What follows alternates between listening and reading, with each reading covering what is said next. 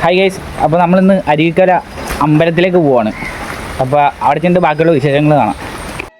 ഉച്ചയോട് കൂടിയാണ് നമ്മൾ അങ്ങോട്ട് പോയത്. പോണ വഴിക്കാണെങ്കിൽ നല്ല തിരക്കും മഴയുള്ളതുകൊണ്ട് നമ്മൾ പെട്രോൾ അടിച്ച് അമ്പലത്തിലെത്തിയിട്ടുണ്ട്. നമ്മുടെ വീടിൻ്റെ അവിടെ നിന്ന് 18 കിലോമീറ്റർ മാത്രമാണ് ഈ അമ്പലത്തിലേക്കുള്ള ദൂരം.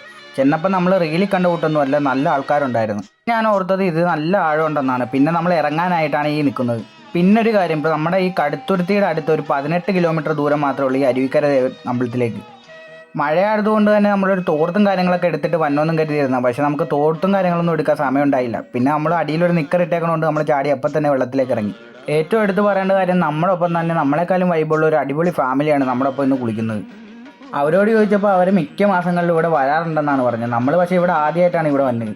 എന്തായാലും നമുക്ക് രാവിലെയോ വൈകുന്നേരം വരാം, കാരണം അമ്പലത്തിലൊന്ന് കയറണമെന്ന് നമുക്ക് ഭയങ്കര ആഗ്രഹമായിരുന്നു. പക്ഷേ നമ്മൾ ചെന്ന സമയത്ത് അമ്പലം തുറന്നിട്ടില്ല. അപ്പോൾ ഇവിടുന്ന് കുളിച്ചിട്ട് നമുക്ക് നേരെ അമ്പലത്തിൽ കയറി തൊഴാവുന്നതാണ്. വെള്ളം വന്ന് താഴത്തേക്ക് വീഴുന്ന അവിടെ മാത്രമേ കുറച്ച് ആഴമുള്ളൂ, ബാക്കി ഇങ്ങോട്ടെല്ലാം നമുക്ക് നിൽക്കാവുന്നേ ഉള്ളൂ. അപ്പോൾ കുട്ടികൾ ഫാമിലിയായിട്ടും എല്ലാവർക്കും ഇവിടെ വന്ന് കുളിക്കാനായിട്ടും വളരെ എളുപ്പമാണ്. ഇതിൻ്റെ നേരെ തൊട്ടപ്പുറത്ത് ഒരു ചെറിയൊരു കനാലുണ്ട്. അപ്പോൾ അവിടെ നിന്നാണ് ഈ വെള്ളം കയറി വരുന്നത്. ആർക്കെങ്കിലും ലൊക്കേഷൻ വേണമെങ്കിൽ നമ്മൾ ഈ വീഡിയോയുടെ താഴെ ഒന്ന് പിൻ ചെയ്തിരുന്നതായിരിക്കും. അപ്പോൾ അടുത്ത വീഡിയോയിൽ കാണാം.